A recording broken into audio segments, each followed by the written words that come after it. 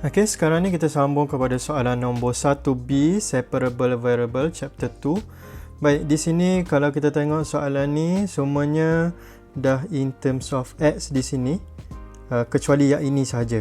So kita akan pindahkan iaitu, so kita akan dapat dy equals to cos x minus sin x over sin x plus cos x dx. Kemudian kita akan integrate both side.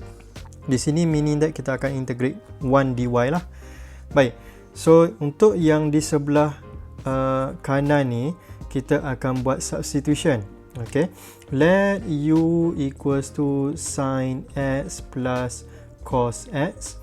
So du over dx equals to cos x minus sin x. Okay, so ini akan jadi y. Ini akan jadi integrate cos x minus sin x over u times dx adalah sama dengan apa? Okay, dx adalah sama dengan du over cos x minus sin x. So ini akan jadi du over cos x minus sin x. So yang ini semuanya kita boleh potong.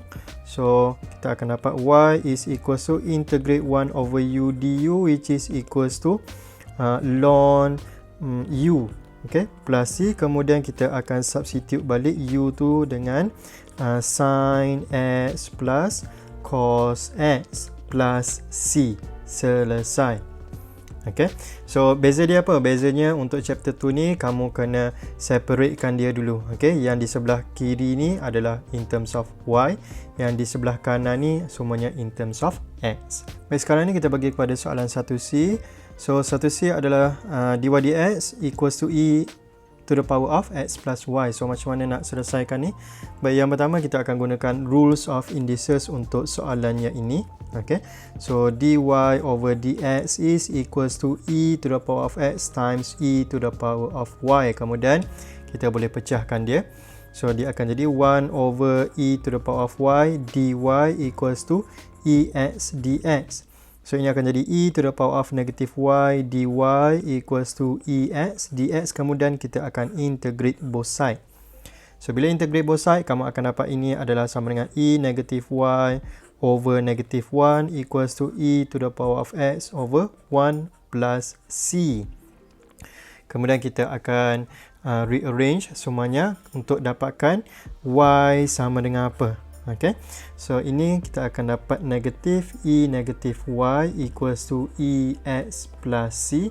So e negative y equals to negative e to the power of x minus c kan. Tapi ingat, ini kita always tulis dia sebagai plus c. Okay, kalau darab dengan apa-apa constant pun kita always tulis dia sebagai plus c. Baik, sekarang ni saya nak dapatkan y sama dengan apa. So macam mana nak buat? So saya akan ln both side.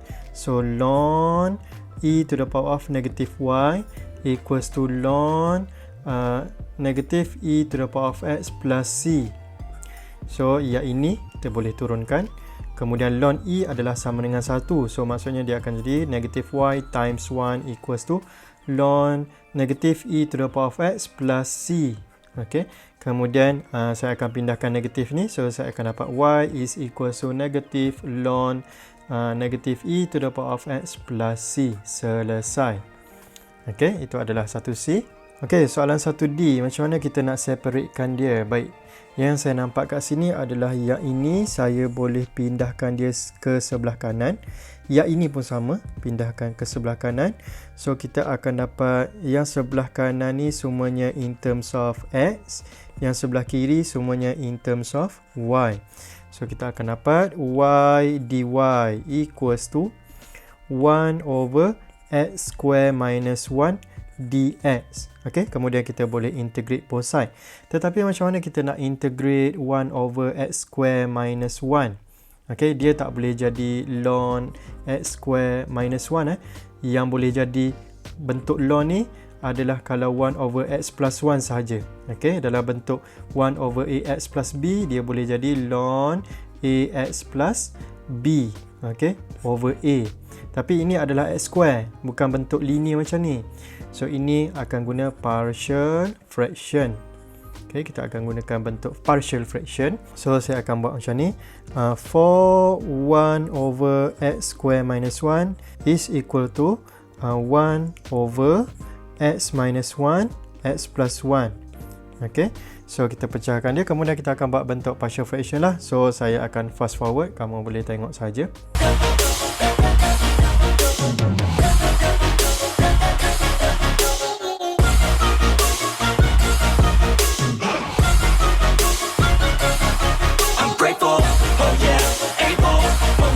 Stable, oh yeah, no label, oh yeah, you know me.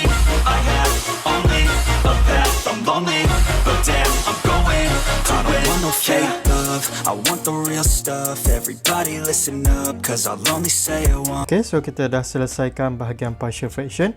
Kemudian kita boleh jawab kita punya soalan ni. So, integrate y dy is equal to integrate 1 over 2x plus x minus 1 minus 1 over 2x plus 1 semua sekali ni with respect to x. Okay, so yang pertama saya boleh keluarkan 1/2 tu, so saya akan dapat 1/2 integrate 1 over x minus 1 minus 1 over x plus 1. Ini adalah dx, ini masih integrate y dy. Okey, sekarang ni baru kita integrate. So integrate y adalah sama dengan y square over 2 equals to 1 over 2. Ini akan dapat sama dengan ln x minus 1 over 1. Sebab apa over 1? Sebab differentiate x minus 1 akan dapat 1 minus ln x plus 1. Okey, kemudian plus c. Kemudian yang dua ni saya boleh bawa pergi sana. So dia akan jadi y square equals to, okay, 1/2 ni dah hilang.